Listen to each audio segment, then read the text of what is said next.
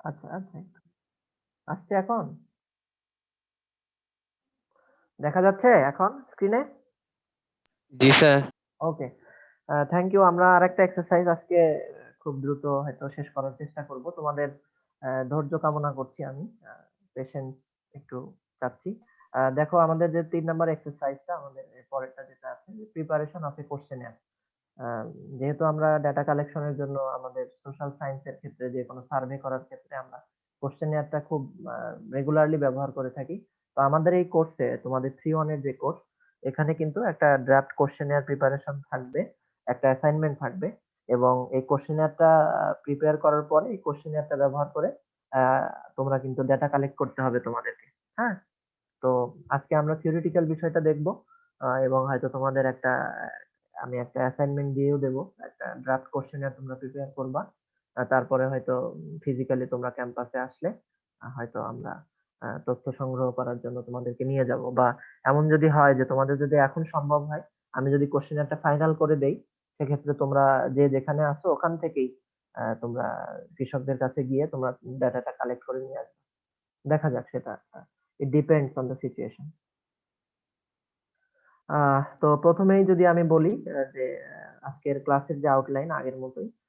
আমরা দেখব যে meaning of questionnaire, then types of questionnaire, characteristics of a good questionnaire, style of formulating questions, forms of question. এই বিষয়গুলো আমরা আজকে কভার করার চেষ্টা করব। হ্যাঁ, তো ১ম এই যদি বলি যে কোয়েশ্চেনিয়ারটা কি আসলে? Meaning of questionnaire.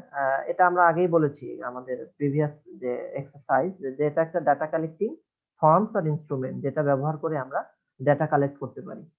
Two find out different categories of information through setting questions directed to persons, organisation, families, communities found. কি হতে পারে? যে আমরা বিভিন্ন ধরনের আমাদের প্রয়োজন অনুসারে আমাদের রিসার্চ এর সাথে রেলিভেন্ট যে বিষয়গুলো আমরা যেকোনো একজন ব্যক্তির কাছে হতে পারে, যেকোনো প্রতিষ্ঠানের কাছে হতে পারে, একটা পরিবারের কাছে হতে পারে, একটা কমিউনিটিতে হতে পারে, একটা ফার্মের হতে পারে। আমরা তাদেরকে তাদের কাছ থেকে কিন্তু আমরা কোয়েশ্চেনিয়ার ব্যবহার করে কিন্তু আমরা ডাটা কালেক্ট করতে পারি। A questionnaire is a formalized set of questions for obtaining information from the respondent. এটা আগেই আমরা বলছি যে এখানে কিছু সেট অফ কোয়েশ্চেন থাকে, ক্রনোলজিক্যালি থাকে। যেখানে আমরা আমাদের রেসপন্ডেন্টের কাছ থেকে কিন্তু আমরা এই কোয়েশ্চেনিয়ারটা ব্যবহার করে আমরা ডাটা কালেক্ট করি। Question may be printed or typed in a definite order. Question গুলো থাকে তোমরা জানো যে তোমরা যখন কোয়েশ্চেনিয়ার প্রিপেয়ার করবা তখন তোমরা ওইভাবে তৈরি করবা যে কোয়েশ্চেন গুলো আহ, একটা ডেফিনিট অর্ডারে এটা প্রিন্টেড ফর্মে থাকে একটা অর্ডার ফলো করে। Useful to gather information from statistically significant number of subject. এটা আমাদের যেহেতু আমরা স্ট্যাটিস্টিক্স একটা আমরা যেহেতু ডেটা অ্যানালাইসিস করি স্ট্যাটিস্টিক্যালি সিগনিফিকেন্ট যে বিষয়গুলো আমাদের জন্য রেলিভেন্ট আমাদের রিসার্চের সাথে রিলেভেন্ট সেই বিষয়গুলো সম্পর্কে আমরা কিন্তু ইউজফুল ইনফরমেশন কিন্তু আমরা কোশ্চেনিয়ার ব্যবহার করে আমরা কালেক্ট করতে পারি। এখন আমরা আসবো প্রথমেই যে কোশ্চেনিয়ার টাইপস যে কোশ্চেনিয়ার কয় ধরনের হতে পারে। প্রথমে যদি আমরা বলি যে প্রথমেই যদি থাকে সেটা স্ট্রাকচার্ড অর স্ট্যান্ডার্ডাইজড কোশ্চেনিয়ার। আমাদের প্রথমেই যেটা আছে স্ট্রাকচার্ড যেকোনো স্ট্রাকচার্ড মানে কি আসলে স্ট্রাকচার বলতে কি বোঝো?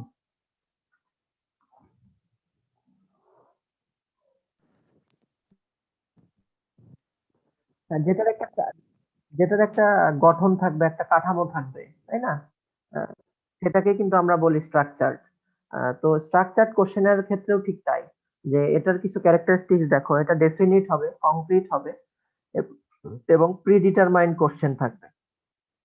স্ট্রাকচারড কোয়েশ্চেনিয়ারটা একটা ডেফিনিট হবে, এটা কংক্রিট। এখানে কোনো চেঞ্জ করা কোনো ফ্লেক্সিবিলিটি থাকবে না এবং প্রিডিটারমাইন্ড কোয়েশ্চেন থাকবে এবং এই কোয়েশ্চেনিয়ারটা পূর্বেই তৈরি করা থাকবে। তুমি যখন ডাটা কালেকশন করতে যাবা সেক্ষেত্রে কিন্তু স্ট্রাকচারড কোয়েশ্চেনিয়ারটা তোমাকে আগেই তৈরি করতে হবে। Prepared in advance not on the spot. আমি এটা বলেছি যে তুমি যখন ডাটা কালেকশন করতে যাবা সেক্ষেত্রে তার আগেই তোমাকে এই কোশ্চেনারটা ফাইনালাইজ করতে হবে, তৈরি করতে হবে।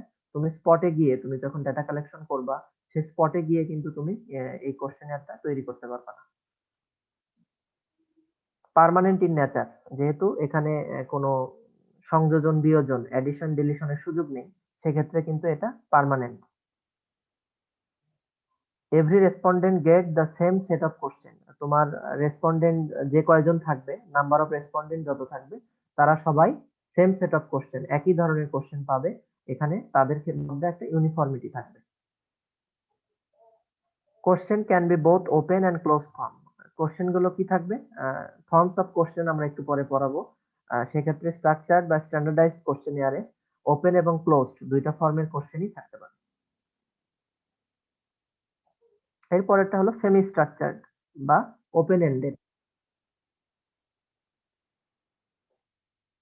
পার্মানেন্ট মিনস কি? আমি বললাম তো যে এখানে কোনো অ্যাডিশন ডিলিশন, কোনো সংযোজন বিয়োজন, সাপোজ যে তোমার মনে হলো যে না আমি একটা কিছু চেঞ্জ করব বা একটা কিছু যোগ করব এখান থেকে বা কোশ্চেনিয়ার থেকে, সেই সুযোগটা কিন্তু এখানে নেই। এখানে তুমি যে কোশ্চেনিয়ারটা তৈরি করে নিয়ে যাবা, জাস্ট ওইটা নিয়েই তোমার কাজ করতে হবে। এই জন্য এটা হলো পার্মানেন্ট ইন নেচার।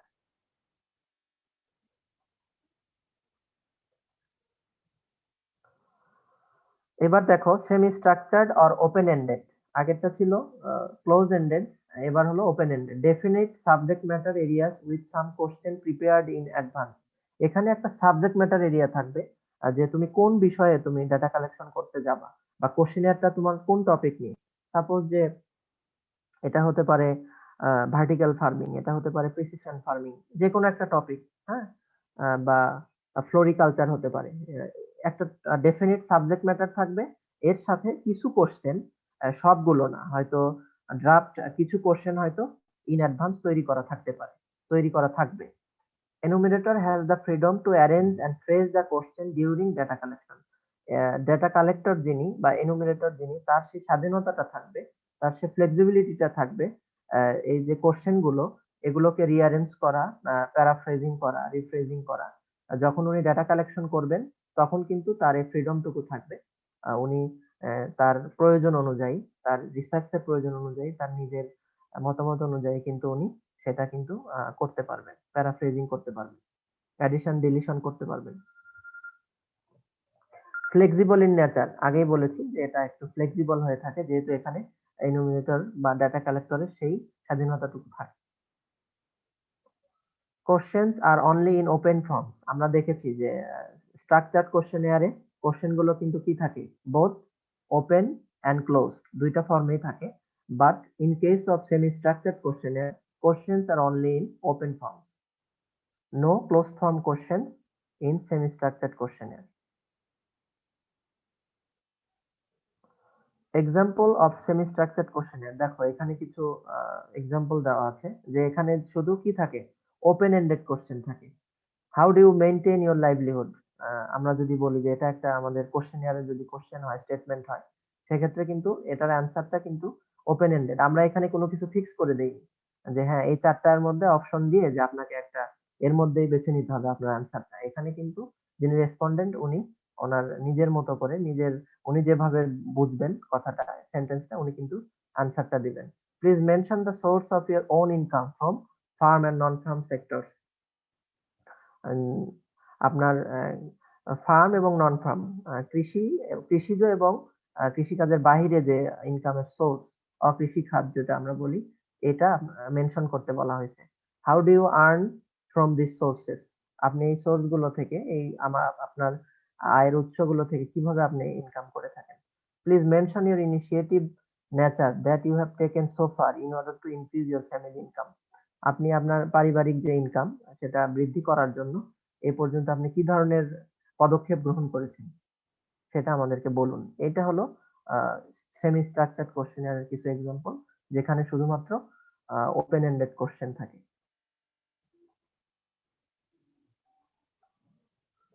এরপর নন স্ট্রাকচার্ড কোশ্চেনের, no predetermined question about a particular topic.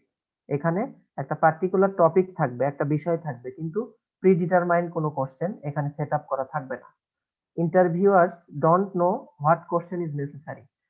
এখানে ইন্টারভিউ যিনি করবেন উনি নিজেও আসলে এই বিষয়টা জানবেন না যে সেক্ষেত্রে যে কি ধরনের প্রশ্ন এখানে ইনকর্পোরেট করতে হবে। এই জন্য কিন্তু কোনো প্রিডিটারমাইন্ড কোশ্চেন এখানে থাকে না। স্পটে গিয়ে উনি পর্যবেক্ষণ করার পরে কিন্তু উনি সেক্ষেত্রে এখানে উনি কোশ্চেন গুলো সেট আপ করবেন। Interviewers generate question randomly under different situation.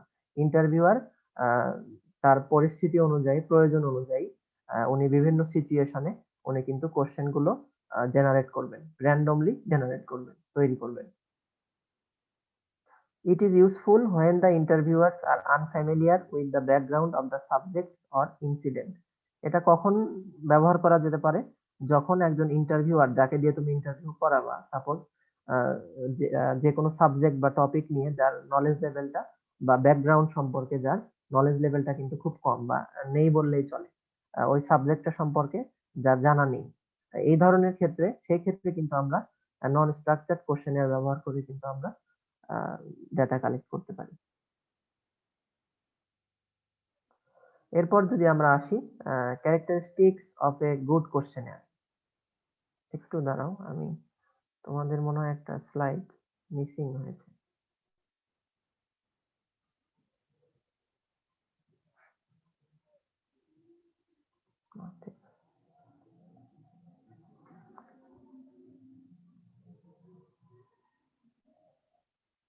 Okay, characteristics of a good কোশ্চেনার। আমরা একটা কোশ্চেনার যেহেতু তোমরা প্রিপেয়ার করবা, সেক্ষেত্রে একটা আইডিয়াল কোশ্চেনার, একটা গুড কোশ্চেনার কেমন হতে পারে, কেমন হওয়া উচিত, তার কি কি অ্যাট্রিবিউটস আর ফিচার্স আর কি কি ক্যারেক্টারিস্টিক্স থাকা উচিত, আমরা যদি বলতে চাই প্রথমেই কি, যে deal with a significant and interesting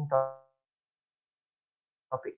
তোমার রেসপন্ডেন্টের ইন্টারেস্ট, তারা যেন ইন্টারেস্টেড ফিল করে, তারা যেন আগ্রহী হয় তোমাকে ইনফরমেশন দিতে বা ডেটা গুলো দিতে, সেজন্য কিন্তু তোমার যে বিষয়বস্তু, কোশ্চেনের যে বিষয়বস্তু বা টপিক, সেটাকে কিন্তু সিগনিফিকেন্ট হতে হবে এবং ইন্টারেস্টিং হতে হবে। Seek only primary data. আমরা তোমাদেরকে ডাটার ক্লাসিফিকেশন পড়িয়েছিলাম, primary data and secondary data on the basis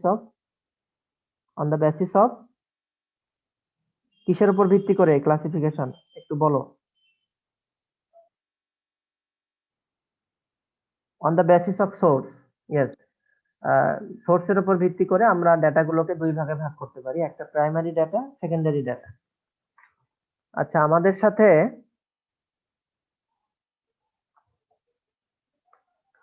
290 idea আছো আজকে? Yes, sir. 290। জি স্যার আচ্ছা, আছি। তুমি একটু বলো যে প্রাইমারি ডাটা আসলে কি, আমরা কি পড়িয়েছিলাম, একটু তুমি আমাদেরকে একটু বলো, শেয়ার করো আমাদের সাথে। স্যার প্রাইমারি ডাটা হচ্ছে স্যার রেসপন্ডেন্টস এর কাছ থেকে ডিরেক্টলি নেওয়া হয় এবং অরিজিনালি নেচার হয়। আচ্ছা আর স্যার সেকেন্ডারি ডাটা গুলো হচ্ছে স্যার যেগুলো হচ্ছে স্যার অলরেডি কালেক্ট করা হয়েছে, যেমন sir Bangladesh bureau of statistics, farm journals গুলো এগুলা। Thank you. হ্যাঁ, ঠিক আছে, ও ঠিক বলেছে। প্রাইমারি ডাটা যেগুলো আমরা সরাসরি direct face to face interview এর মাধ্যমে বা অন্য যে কোনো ডাটা কালেকশন মেথডের মাধ্যমে আমরা যেটা কালেক্ট করে থাকি, সেটা হলো প্রাইমারি ডাটা।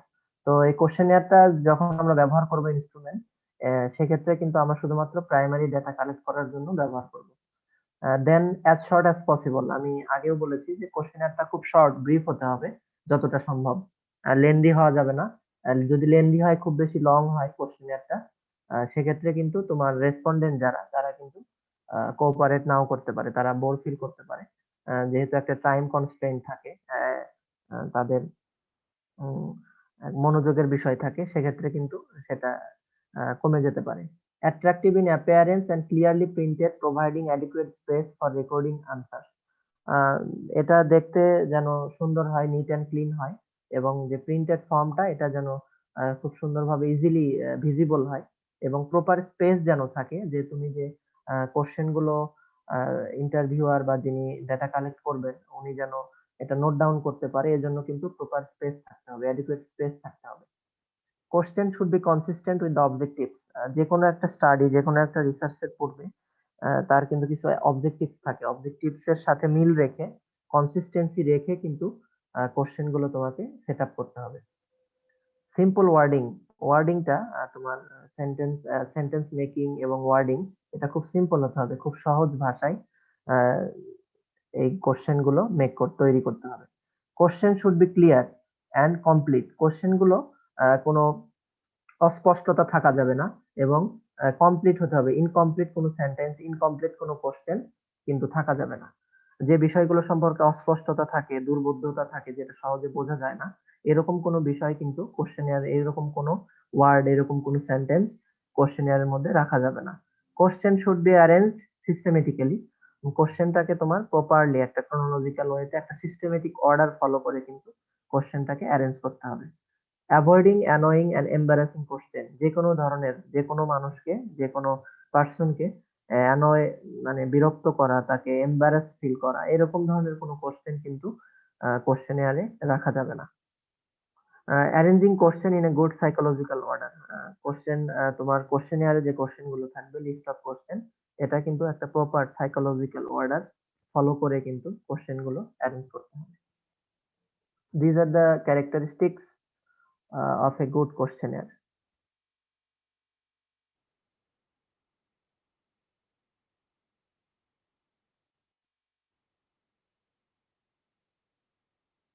কোশ্চেনের তো তোমার একটা টপিকের উপরই থাকবে, একটা টাইটেল থাকবে। আমি তো প্রথমেই বলেছি যে তুমি যদি অর্গানিক ফার্মিং নিয়ে একটা কোশ্চেনিয়ার তৈরি করো, আহ, এটা মেইনলি ফোকাস করবে কি, যে কোশ্চেনিয়ারটা কিসের উপরে, তোমার রিসার্চের টপিকটা কি, অর্গানিক ফার্মিং। ঠিক আছে, তো সেক্ষেত্রে যদি তোমার টপিকটা, টাইটেলটা, বিষয়বস্তুটা যদি ইন্টারেস্টিং হয়, তাহলে কিন্তু তোমার যারা অডিয়েন্স থাকবে তারা খুব সহজেই এটার প্রতি ইন্টারেস্টেড হবে। ঠিক আছে। হ্যাঁ, thank you. Okay, then forms of question. আমরা এর আগে যখন এক্সারসাইজটা পড়াইলাম তোমাদেরকে, ওখানে কিন্তু কিছু একটা ইয়ার মধ্যে চলে আসছিল, যে ফর্মস অফ কোশ্চেন। আমরা যদি বলি যে there are three forms of question in a questionnaire. Number one, open form, then closed form, and then pictorial form. First one is open form. Allows respondents to answer freely and fully. It is useful for gathering qualitative data. যেহেতু এটা open form of question, এখানে আমাদের যারা respondent থাকে তারা freely answer করতে পারে। তারা যেভাবে বোঝে, তারা তাদের অ্যাবজর্বের ক্যাপাসিটিটা যতটুকু, তারা কিন্তু সেইভাবে অ্যান্সার করে, এবং ফুললি তারা নিজেদের মতো করে অ্যান্সার করতে পারে। এবং এটা basically useful for gathering qualitative data. আমরা জানি যে qualitative based on quality and numerical value, data are of two types. First one is qualitative data and the second one is quantitative data. তো সেক্ষেত্রে কিন্তু আমরা ওপেন ফর্ম অফ কোশ্চেন যদি ব্যবহার করি, সেক্ষেত্রে কিন্তু আমরা কোয়ালিটেটিভ ডাটা গুলো এখানে সংগ্রহ করতে পারি। আমরা যদি এক্সাম্পল দেই, why IPM is important.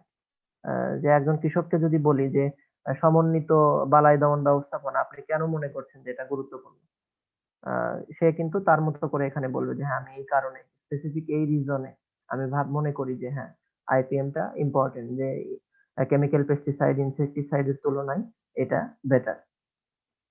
Please explain whether mango jelly preparation is profitable or not. যে আপনার মতে কি মনে হয় যে ফুড প্রসেসিং এর মধ্যে সাপোজ হতে পারে যে যে কোনো খাবার থেকে জ্যাম, জেলি বা যে বিষয়গুলো, আচার, এটা প্রফিটেবল কিনা, আপনি কি মনে করেন? So these are the examples of open form of question. এটার অ্যাডভান্টেজেস এন্ড লিমিটেশন আছে, এটা তোমরা একটু পড়ে নিবা, এটা আমি আলাদা করে আর বলবো না।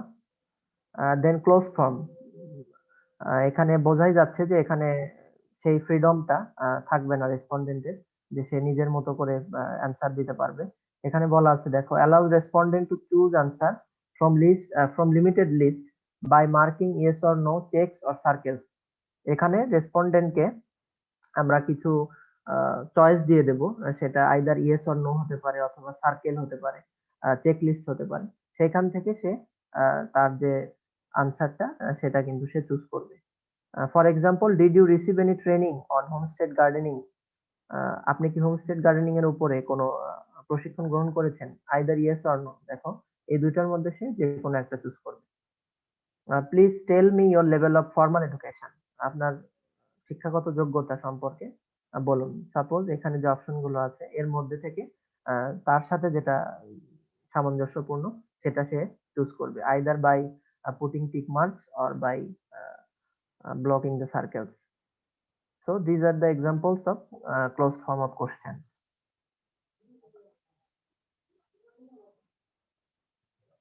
These are the some advantages and limitations of closed form of questions. Sir closed ফর্মে কি কোয়ান্টিটেটিভ না কোয়ালিটেটিভ ডাটা কোনটা, নাকি দুইটাই ইউজ হয়?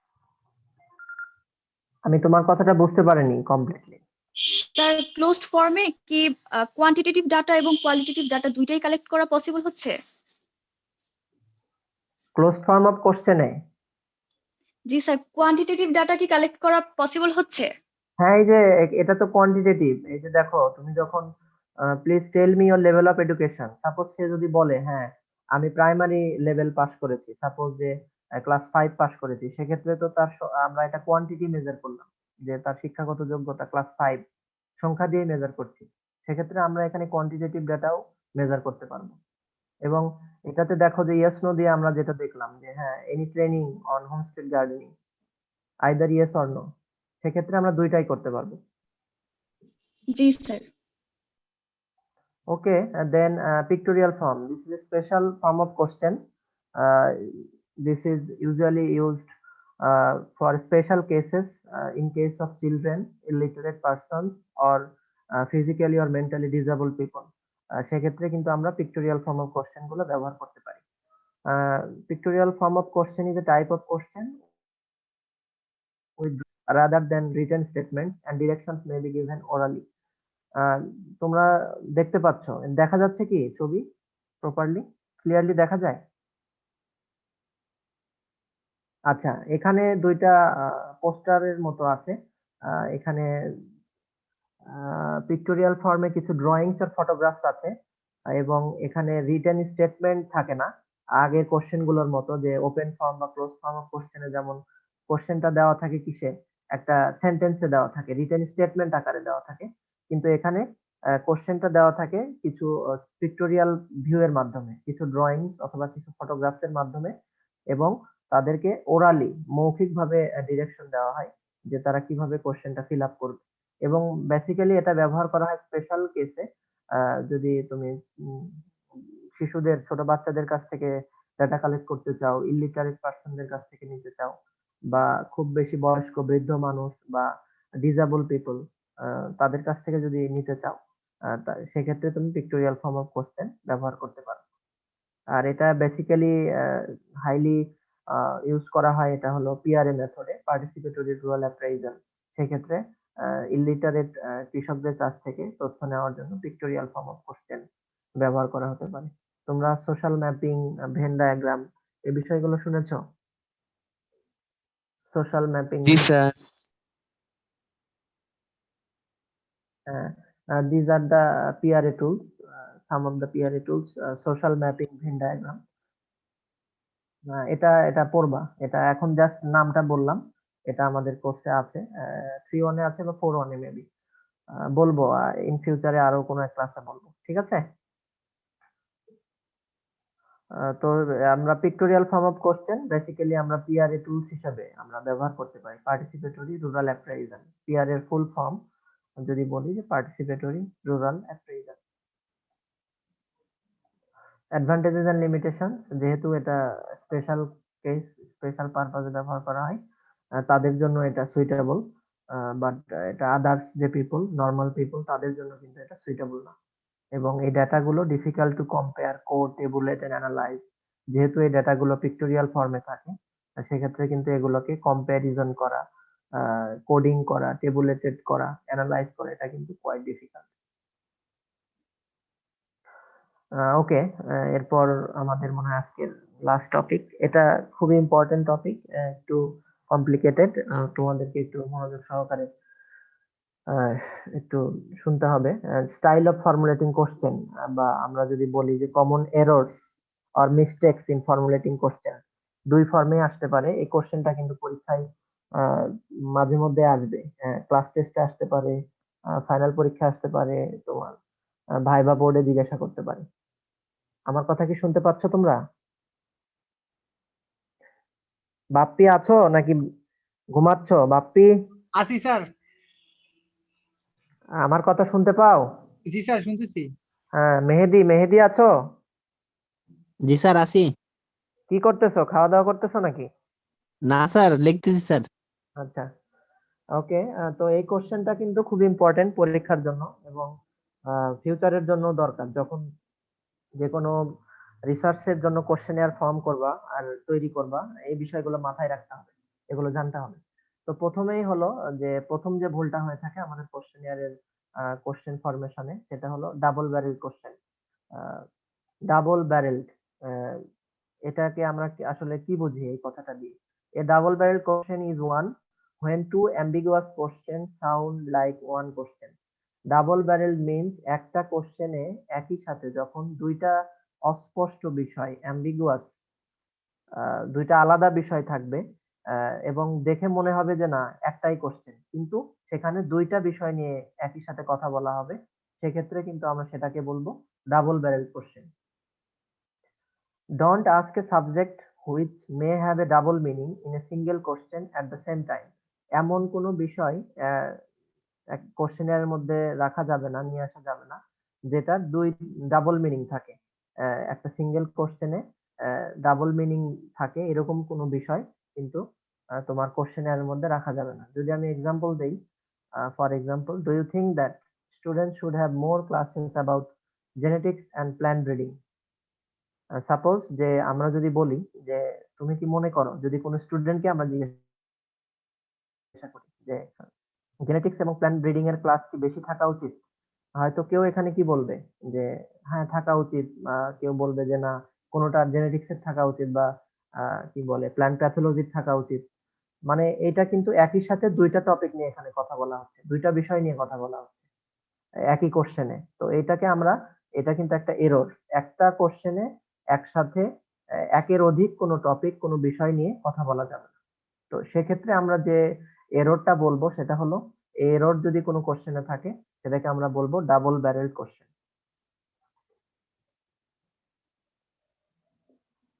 Do you believe the training program was a good one and effective in developing your new skills? তুমি কি মনে করো যে প্রশিক্ষণের মাধ্যমে তোমার দক্ষতা এটা বাড়ানোর একটা ইফেক্টিভ ওয়ে, একটা ভালো ওয়ে? সেক্ষেত্রে কিন্তু একই সাথে যে ট্রেনিং প্রোগ্রামটা ভালো কিনা এবং এটা কতটা ইফেক্টিভ, একই সাথে কিন্তু দুইটা বিষয় একই কোশ্চেনে জিজ্ঞাসা করা হচ্ছে, সেক্ষেত্রে এটাকে কিন্তু আমরা ডাবল ব্যারেল কোশ্চেন বলবো। এবং তোমরা যখন কোশ্চেনের প্রিপারেশন করবা সেক্ষেত্রে কিন্তু এই বিষয়টা মাথায় রাখতে হবে যে একটা কোশ্চেনে একটা টপিক নিয়েই কথা বলতে হবে। এরপরেরটা হলো ডাবল নেগেটিভ। এটা সহজ, ইজিলি বোঝা যায় যে একটা কোশ্চেনে একই সাথে দুইটা নেগেটিভ স্টেটমেন্ট, দুইটা নেগেটিভ ফ্রেজ এটা থাকা যাবে না। এবং যদি কোনো কোশ্চেনে এরকম দুইটা নেগেটিভ ফ্রেজ, দুইটা নেগেটিভ কোশ্চেন থাকে, দুইটা নেগেটিভ ওয়ার্ড থাকে, সেটাকে আমরা বলবো double negative question. Statements or question having two negative phrase create difficulty or confusing for the respondent to answer. যদি এরকম থাকে সেক্ষেত্রে কিন্তু তোমার রেসপন্ডেন্ট যারা থাকবে তাদের জন্য একটা ডিফিকাল্টিস তৈরি হবে, একটা কনফিউশন তৈরি হবে, তারা কিন্তু রাইটলি তোমার কোশ্চেনের আনসার করতে পারবে না। Is it not true that you did not read a newspaper yesterday? দেখো এখানে কিন্তু দুইবার নেগেটিভ যে ফ্রেজ, নেগেটিভ যে ওয়ার্ডিং সেটা কিন্তু ব্যবহার করা হয়েছে। তো সেক্ষেত্রে কিন্তু এটা কিন্তু কনফিউজিং ফর ইউর রেসপন্ডেন্ট। এই জন্য কোনো স্টেটমেন্ট অফ কোশ্চেনে দুইবার মানে দুইটা নেগেটিভ ফ্রেজ, দুইটা নেগেটিভ ওয়ার্ডিং কিন্তু ব্যবহার করা যাবে না। Don't you think that it is not comfortable to attend class at noon? তুমি কি মনে করো না যে বিকেলে ক্লাসে অ্যাটেন্ড করা এটা কমফোর্টেবল না, আরামদায়ক না? তো সেক্ষেত্রে কিন্তু একই সাথে দুইটা নেগেটিভ ফ্রেজ কিন্তু এই কোশ্চেনে ব্যবহার করা হয়েছে, এই জন্য এটা কিন্তু আমরা বলছি যে এটা double negative question. This is the error. Then ambiguous question.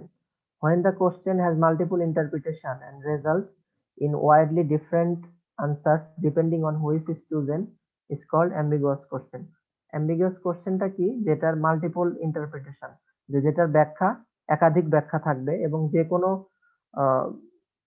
যে কোনো সিচুয়েশন, যে কোনো পরিস্থিতির উপর ভিত্তি করে কিন্তু এটার ব্যাখ্যা বা বিশ্লেষণ এটা কিন্তু পরিবর্তন হতে পারে। মানে একই কথা দুই ধরনের শব্দ বা দুই ধরনের ব্যাখ্যা থাকতে পারে না, এই ধরনের কোনো প্রশ্ন কিন্তু, এই ধরনের কোনো কোশ্চেন কিন্তু রাখা যাবে না।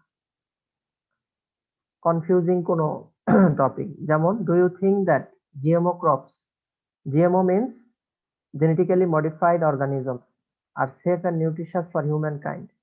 যে একটা জিএমও ক্রপের নাম বলো দেখি তোমরা। স্যার হুম, আর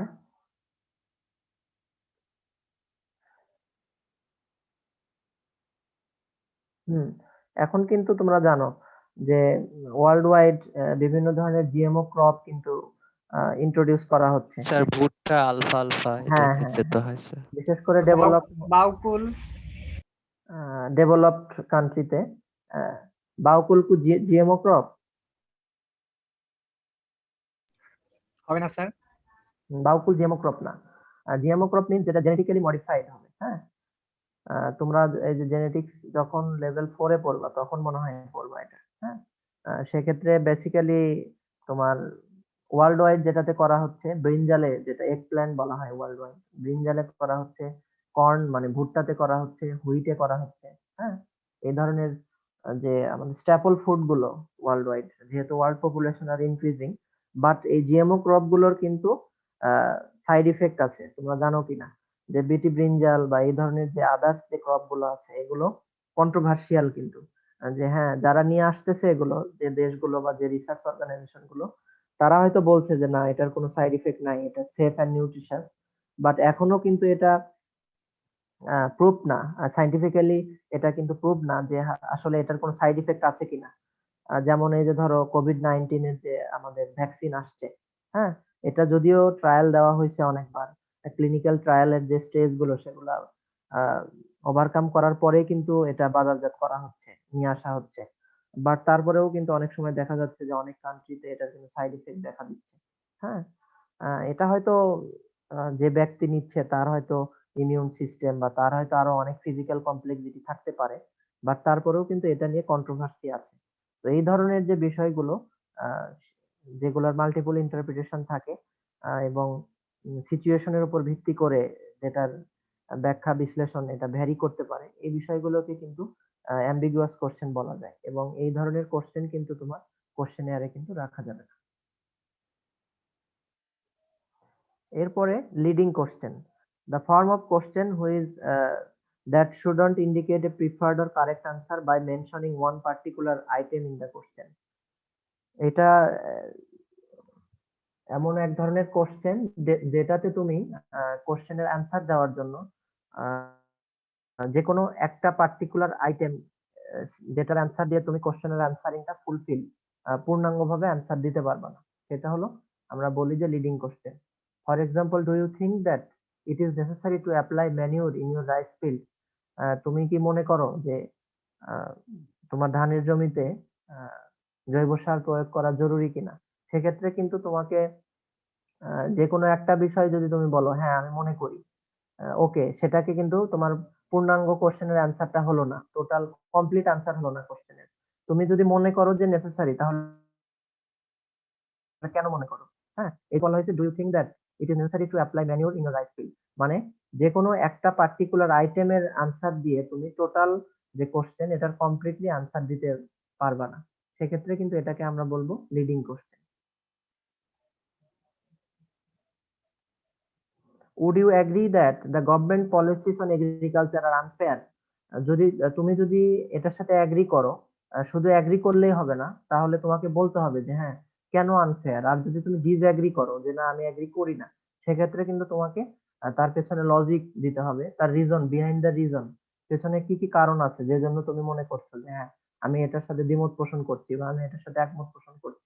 এই জন্য কিন্তু আমরা এটাকে বলছি যে যেকোনো একটা পার্টিকুলার টপিক মেনশন করার মাধ্যমে, যেকোনো একটা পার্টিকুলার বিষয়ে আনসার দেওয়ার মাধ্যমে পুরা কোশ্চেনটা তুমি কমপ্লিটলি আনসার দিতে পারছো না, এটাকে আমরা বলছি লিডিং কোশ্চেন। এরপরেরটা একটা টেকনিক্যাল টার্ম আছে, সায়েন্টিফিক জার্গন, এটা হয়তো অনেকে অলরেডি শুনে থাকতে পারো। এটা অনেক সময় ব্যবহার করি। Technical jargon and the profession technical term may not be understood by the general public and should be avoided. Suppose যে তুমি একজন কৃষিবিদ, হয়তো going to be an agriculturist, তুমি বা একজন ডিএইর পার্সোনাল বা একজন রিসার্চার বা একজন আহ, যিনি একজন প্রফেশনের সাথে জড়িত এগ্রিকালচার রিলেটেড, তিনি যে টার্ম গুলো বুঝবেন, টেকনিক্যাল টার্ম গুলো, জেনারেল পিপল, মাস পিপল কিন্তু সেগুলো বুঝবেন না। সাপোজ যে তুমি যদি তাদের সামনে গিয়ে বলো যে হাইব্রিডাইজেশন বা হাইল্ডিং ভ্যারাইটি, হ্যাঁ, বা তুমি যদি বলো যে টিলেজ, এই ধরনের যে টার্ম গুলো, ব্রিডিং, তো এই যে টেকনিক্যাল টার্ম গুলো, সাইন্টিফিক জার্গন গুলো, এগুলো কিন্তু কোশ্চেনের মধ্যে ব্যবহার করা যাবে না। আইপিএম ব্যবহার করা যাবে না, ইন্টিগ্রেটেড পেস্ট ম্যানেজমেন্ট কিন্তু তারা বুঝবে না। ঠিক আছে? তো সেক্ষেত্রে কিন্তু আহ, এই সাইন্টিফিক যে টার্ম গুলো, সাইন্টিফিক জার্গন বা প্রফেশনাল যে টার্ম গুলো, সেগুলো তোমার কোশ্চেনের থেকে অ্যাভয়েড করতে হবে। What is green house effect? Green house effect হয়তো যারা একাডেমিশিয়ান বা যারা এটার সাথে ইনভলভ তারা হয়তো বুঝবে, কিন্তু সবাই কিন্তু গ্রিন হাউস ইফেক্ট কি, জেনারেল পিপল যারা, একজন রিক্সা চালক বা একজন কৃষক যে অক্ষর জ্ঞানহীন, তাকে যদি তুমি বলো যে গ্রিন হাউস ইফেক্ট কি, গ্লোবাল ওয়ার্মিং কি, তাহলে কিন্তু এই বিষয়গুলো কিন্তু সে বুঝবে না। আহ, সেক্ষেত্রে কিন্তু তুমি তার কাছ থেকে যে তোমার যে ডাটা বা ইনফরমেশন, সেটা কিন্তু তুমি কালেক্ট করতে পারবে না। তো এই ধরনের কোনো ধরনের টেকনিক্যাল টার্ম কিন্তু ব্যবহার করা যাবে না।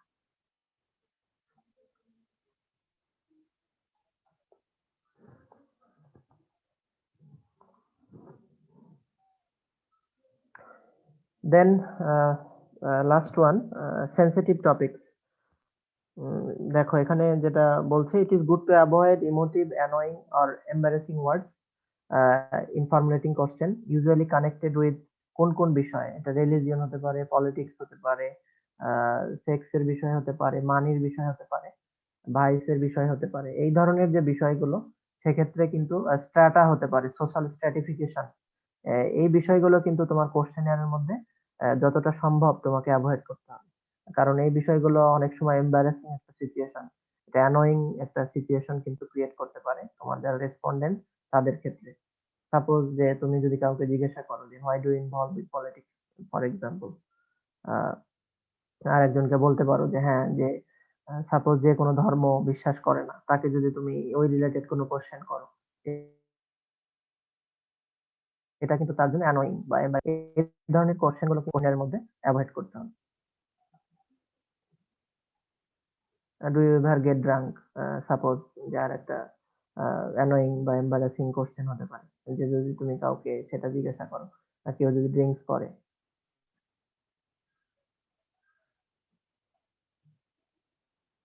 So this all about our second exercise. Sir একটু লাস্ট স্লাইডটা একটু দেখালে ভালো হতো। Last slide. জি স্যার। এটা জি ওকে।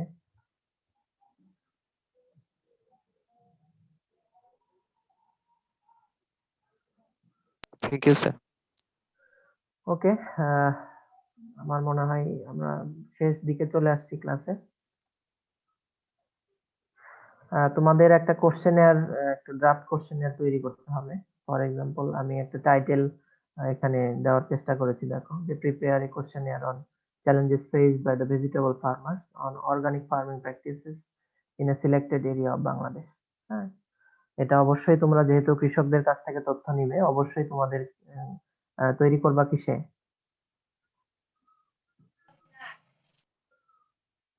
হ্যাঁ, অবশ্যই বাংলায় তৈরি করতে হবে। তো সেক্ষেত্রে তোমরা কোশ্চেনে একটা ড্রাফট তৈরি করো বাংলায়। ড্রাফট তৈরি করার পরে আমাকে মেইলে সেন্ড করো, তারপরে আমি কারেকশন করে দিব। যদি যখন আমি বলবো যে হ্যাঁ ইটস ওকে, দেন তোমরা ডেটা কালেকশন করবে। ঠিক আছে? জি স্যার। তোমরা স্যার এক্ষেত্রে এটাকে ইন্ডিভিজুয়ালি করতে হবে না সবাই মিলে একটা করলে হবে? ইন্ডিভিজুয়াল, এটা ইন্ডিভিজুয়ালি লাগবে। তোমরা আগে একটা তৈরি করো তোমাদের গ্রুপের সবার জন্য। সবাই মিলে একটা তৈরি করো। সেক্ষেত্রে সবাই মিলে একটা তৈরি করে দেন আমি যখন ফাইনালাইজ করব, দেন সবাই কপি করে নিয়ে নিবা, দেন সবাই আলাদা আলাদা করে ডেটা কালেকশন করবে। ঠিক আছে? স্যার এটাকে নেক্সট মানে নেক্সট ক্লাসের আগে করবো না পরে ক্যাম্পাস খুলে? তোমরা করতে থাকো। নেক্সট ক্লাসের আমাকে ড্রাফটটা জমা দেওয়ার চেষ্টা করো নেক্সট ক্লাসে, আমি দেখবো আর কি। হ্যাঁ, স্যার টোটাল আচ্ছা কয়টা হবে? আমি বুঝিনি তোমার কথা।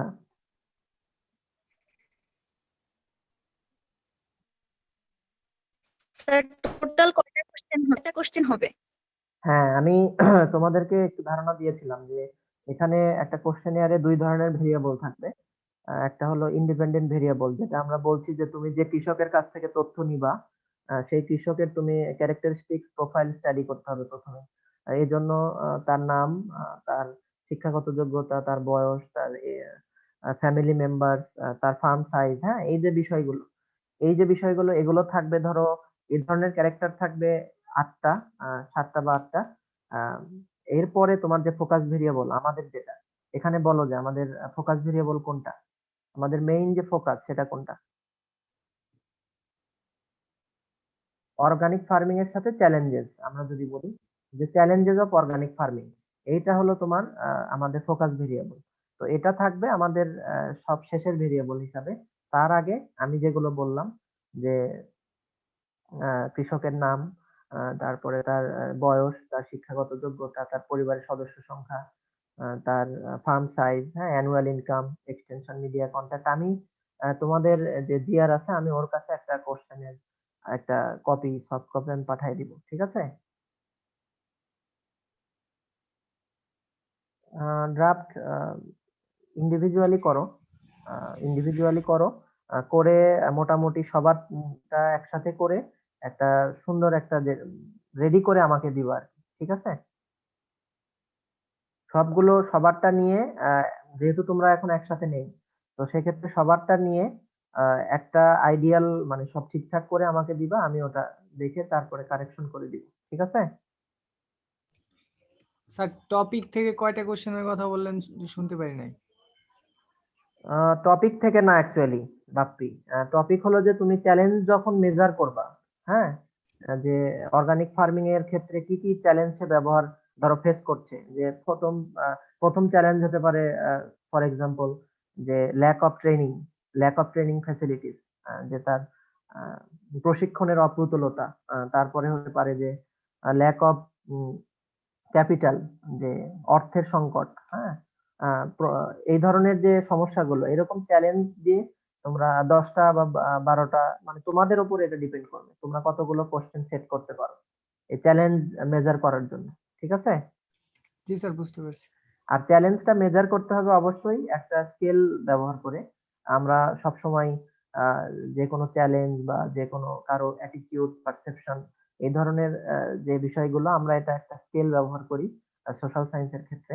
আমরা লাইকার্ট স্কেল বলে থাকি এটাকে। এটার জন্য আমরা, তোমরা চ্যালেঞ্জ মেজার করার জন্য একটা আমরা আহ, তোমরা যে লাইকার্ট স্কেল ব্যবহার করবা, এটার 3টা রেসপন্স থাকবে, 4টা থাকবে। একটা হলো 4 পয়েন্ট লাইকার্ট স্কেল, আমরা যদি বলি high, medium, low, not at all, ঠিক আছে? যখন হাই হবে সেক্ষেত্রে স্কোর থাকবে 4, মিডিয়ামের জন্য 3, লো এর জন্য 2, আর নট এট অল এর জন্য 0। সেক্ষেত্রে 3, 2, 1, 0, ঠিক আছে? High, medium, low, not at all. আমার কথা বুঝছো কিনা? স্যার টপিকটা একটু মানে বুঝতে পারতেছি না, হাই মিডিয়াম এই, এগুলো আর কি। তোমরা একটু কথা বলো, আমার কথা কি বুঝতে পারছো? চ্যালেঞ্জ যে মেজার করবা সেটা। স্যার বুঝতে পারি না, আরেকবার বলেন। স্যার হাই মিডিয়াম লো এই জিনিসটা একটু মানে ইয়া আছে, কনফিউশন আছে। এটা আসলে ফিজিক্যালি হলে খুব ভালো হতো আমার জন্য। ধরো যে তুমি অর্গানিক ফার্মিং এর যে চ্যালেঞ্জ, হ্যাঁ, তুমি সেটা মেজার করবে, ঠিক আছে? তোমার, আমাদের যেটা ফোকাস ভেরিয়েবল, আমাদের যেটা মেইন উদ্দেশ্য আমাদের স্টাডি, ঠিক আছে? জি হ্যাঁ, স্যার, জি স্যার। হ্যাঁ, তো সেক্ষেত্রে তুমি যে চ্যালেঞ্জ মেজার করবা, এর জন্য তো তোমার কিছু স্টেটমেন্ট লাগবে, তোমার কিছু কোশ্চেন লাগবে না, যেটা দিয়ে তুমি মেজার করবা। জি চ্যালেঞ্জ স্যার। কিভাবে মেজার করবা? কিছু প্রশ্ন তো থাকবে, কিছু স্টেটমেন্ট তো থাকবে, তাই না? হ্যাঁ, তো সেক্ষেত্রে প্রথম স্টেটমেন্টটা কি হতে পারে? আমি ফর এক্সাম্পল বললাম যে ল্যাক অফ ট্রেনিং ফ্যাসিলিটিস। এটা একটা চ্যালেঞ্জ, যে হ্যাঁ, যে যারা অর্গানিক ফার্মিং করবে কৃষকরা, তাদের জন্য প্রপার ট্রেনিং ফ্যাসিলিটিস নাই, এটা একটা চ্যালেঞ্জ। তো এই চ্যালেঞ্জটা যখন আমরা মেজার করব, এটা একটা স্কেল ব্যবহার করব। একটা স্কেল, তোমার রেসপন্ডেন্ট, তোমার ফার্মার যখন বলবে হ্যাঁ, যে আমি এই চ্যালেঞ্জটা ফেস করি, খুব বেশি ফেস করি, খুব বেশি যখন বলবে সে, সেক্ষেত্রে তার জন্য একটা স্কোর দিতে হবে। এটার জন্য তোমাকে দিতে হবে একটা হাই, একটা রেসপন্স, সেটা হলো হাই। হাই এর জন্য একটা স্কোর থাকবে, সেটা হলো 3, ঠিক আছে? যদি বলে না আমি ট্রেনিং পাইছি মোটামুটি, আর মানে এই সমস্যাটা আমার খুব কম, মানে মিডিয়াম, সেক্ষেত্রে বলবে সে মিডিয়াম, না মোটামুটি, সেক্ষেত্রে রেসপন্সটা হবে মিডিয়াম এবং সেক্ষেত্রে স্কোর হবে কত, 2। ঠিক আছে। আর যদি বলে না যে না আমি অর্গানিক ফার্মিং এর উপরে আমি ট্রেনিং পাইছি, আমি গত সপ্তাহে বা গত মাসে বা গত বছরে আমি ট্রেনিং নিছি 1 সপ্তাহ বা 20 দিন, সেক্ষেত্রে বলবে না আমার এটার কোনো সমস্যা নাই, আমার ট্রেনিং আছে আমি জানি, সেক্ষেত্রে বলবে লো। ঠিক আছে, সেক্ষেত্রে স্কোর হবে কত, 1। এক আর যদি বলবে যে না আমার এটা এটা নিয়ে Not আমার at কোনো all. সমস্যাই নাই, সেটা হলো not at all, not at all এর জন্য হলো 0। 0 ঠিক আছে। এইভাবে যদি তোমরা 10টা 12টা স্টেটমেন্ট যদি তোমরা দাঁড় করাও চ্যালেঞ্জ মেজার করার জন্য, সেক্ষেত্রে এই যে প্রত্যেকটা স্টেটমেন্টের জন্য তোমাকে স্কোর দিতে হবে, either high, either medium, either low or not at all. এই জন্য বললাম যে এটা হলো 4 পয়েন্ট রেটিং স্কেল, এটা আমরা বলি। এটা একটু তোমরা লিখে নাও যে 4 পয়েন্ট রেটিং স্কেল আমরা বলবো, যে চ্যালেঞ্জ মেজার করার জন্য 4 পয়েন্ট রেটিং স্কেল। এবং এই পয়েন্টগুলো কি, রেসপন্সের পয়েন্টগুলো high, medium, low, not at all. হাইয়ের জন্য আমরা দিব 3, মিডিয়ামের জন্য দিব 2, লো এর জন্য দিব 1, নট এট অল এর জন্য দিব 0। ক্লিয়ার হয়েছে? জি স্যার, বুঝতে পারছি অনেকটা। এটা কি লিখে নিছো? জি স্যার। হ্যাঁ। আমি তোমাদেরকে যখন একটা ড্রাফট পাঠাবো তখন তোমাদের এই বিষয়গুলো আরো ক্লিয়ার হবে। ঠিক আছে? জি স্যার। হ্যাঁ। তো ড্রাফটটা হয়তো ইংলিশে থাকতে পারে, তোমরা কিন্তু কোশ্চেনারটা তৈরি করবা কিসে, বাংলায়। সুন্দর করে অনুবাদগুলো যে ভালো পারে তোমাদের মধ্যে তাদের সাথে কনসাল্ট করে একসাথে বসে সুন্দর করে বাংলায় কিন্তু কোশ্চেনারটা তৈরি করতে হবে।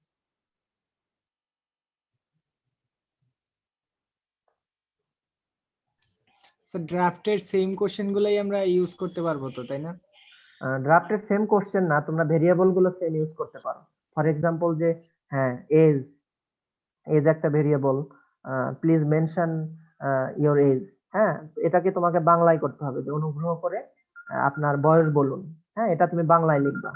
শিক্ষাগত যোগ্যতা, অনুগ্রহ করে আপনার শিক্ষাগত যোগ্যতা বলুন। ঠিক আছে, এই ধরনের যে ভেরিয়েবল গুলো এগুলো ব্যবহার করতে পারো। জি স্যার, বুঝতে পারছি। Okay, and that's all about our today's class.